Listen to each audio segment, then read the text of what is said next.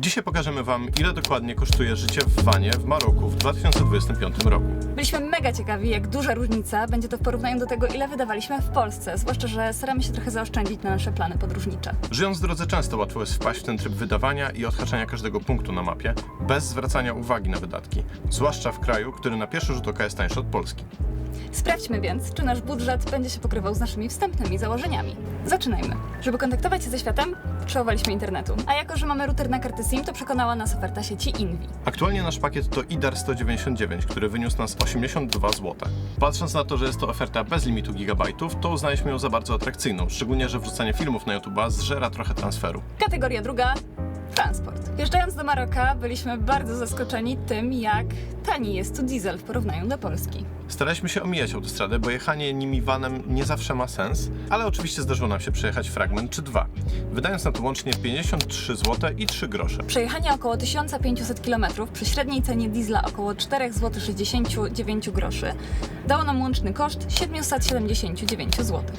Teraz pogadamy sobie o rachunkach. Woda w Maroku w wielu miejscach dostępna jest całkowicie za darmo.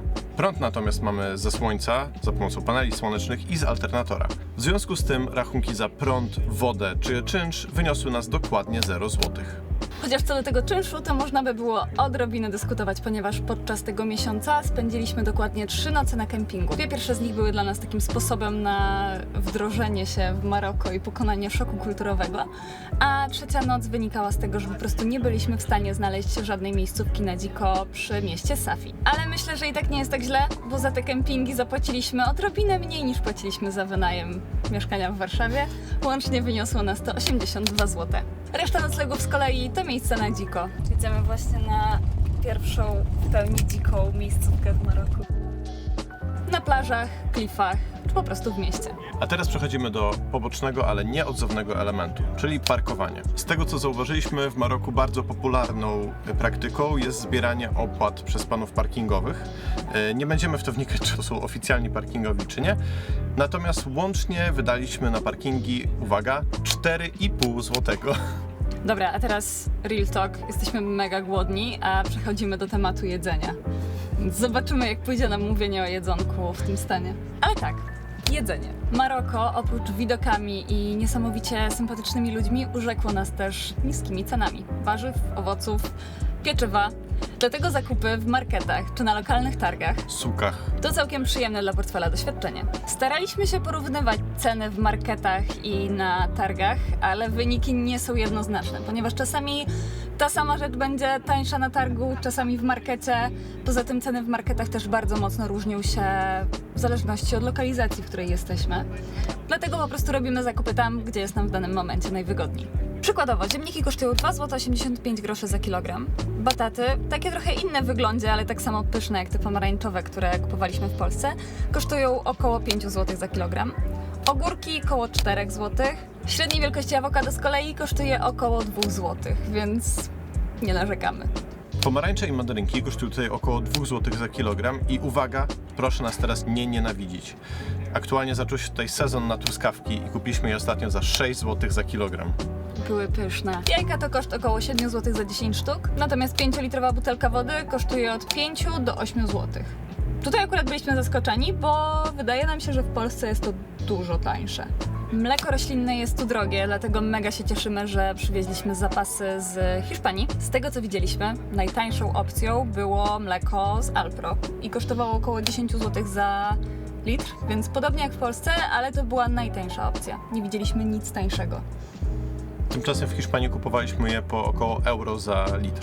Oprócz bieżących zakupów mieliśmy jeszcze oczywiście do dyspozycji nasze zapasy z Hiszpanii, czy nawet jeszcze z Polski, takie jak żółty ser, makaron czy ryż. Podsumowując tą kategorię, na zakupy spożywcze wydaliśmy łącznie 781 zł. Kuchnia marokańska bardzo przypadła nam do gustu i idąc przez miasto bardzo ciężko jest się oprzeć tym zapachom, które dochodzą z każdej możliwej strony. W związku z tym przechodzimy do bardzo ważnej kwestii, czyli jedzenie na mieście. Do tej pory naszym absolutnym ulubieńcem są tacosy.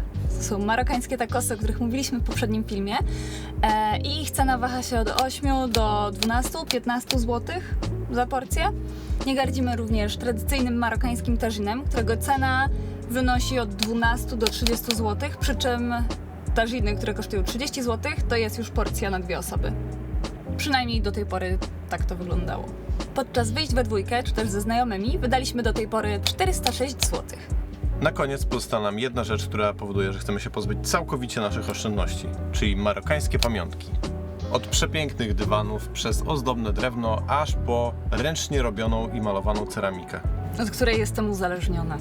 Ale póki co sprawnie udaje mi się nad tym panować, bo do naszego zestawu dołączyły tylko 4 kubeczki i 1 piękny, ozdobny talerz. Kubki kosztowały mniej więcej 8 zł za sztukę, więc możecie sobie wyobrazić, jak ciężko jest się powstrzymać. Całe szczęście miejsce w wanie jest ograniczone i to mnie trochę blokuje. Aczkolwiek wiecie, ceramika się tłucze, więc trzeba mieć zapasy. Kolejne pamiątki, które sobie kupiliśmy, to te spodnie i ta koszula. Są to rzeczy robione ręcznie i są one zrobione z naturalnych włókien. Podsumowując, na pamiątki wydaliśmy do tej pory 292 zł, z czego największą częścią były te ubrania. Ale to dlatego, że nie umiemy się targować.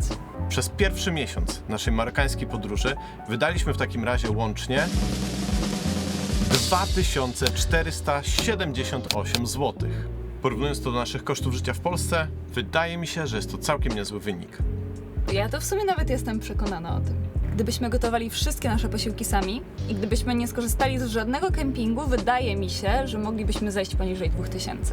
My uważamy, że bardzo spoko, ale jesteśmy ciekawi, co ty sądzisz, więc daj nam znać w komentarzu, czy ta kwota pokryła się z twoimi wyobrażeniami, czy może jest niższa, a może wyższa. W Maroku planujemy pozostać jeszcze przynajmniej przez 2 miesiące, w trakcie których z pewnością odwiedzimy niejedno przepiękne miejsce oraz mamy w planach jeden niesamowity hotel. Także jeżeli ciekawi Cię, czy będziemy w kolejnych miesiącach wydawać mniej czy więcej, to zasubskrybuj ten kanał albo chociaż daj łapkę w górę. I widzimy się za tydzień.